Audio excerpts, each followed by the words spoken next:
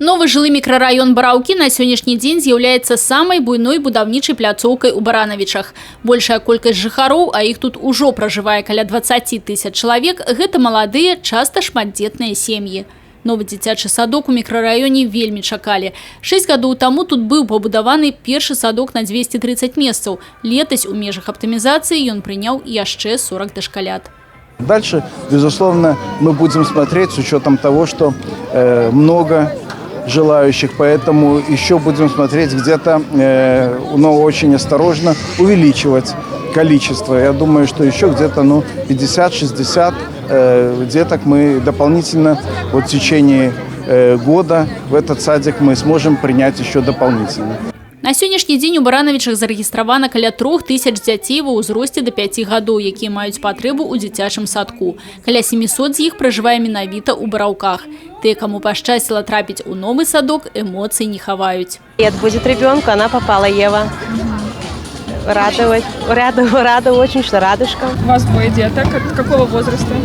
3 года и 5 лет. И обоих детей? Обоих сюда будем возить. Будаўніцтва аб'екта вялося крыху больш за год. На новы садок з бюджэту было выдаткавана каля 8 мільёнаў рублёў. У трохпавярховым будынку прадугледжаны ўласны басейн з душавымі, вялікая спартыўная і музычная залы, ёсць кабінеты для работы з дэфектолагам і псіхолагам, камп'ютарны клас. Па словах загадчыцы садка, усе створаныя умовы стануць падставай для усебаковага творчага развіцця дзяцей. Мы будем придерживаться направления творческого развития наших подрастающих воспитанников. И в связи с этим мы будем расширять спектр услуг в этом направлении. У гэтай сувязі да месца аказаўся і падарунак ад кіраўніка вобласці Анатолія Ліса. Новы музычны цэнтр, уручаны падчас урачыстага адкрыцця, спатрэбіцца і на занятках, і на святах, і ў час баўлення вольнага часу. Мне приятно сегодня, что мы открываем в городе Барановичи, в микрорайоне Боровки, который нуждался в этих учреждениях. По-моему, здесь уже давно последний детский сад был построен 6 лет назад. И он будет очень востребован.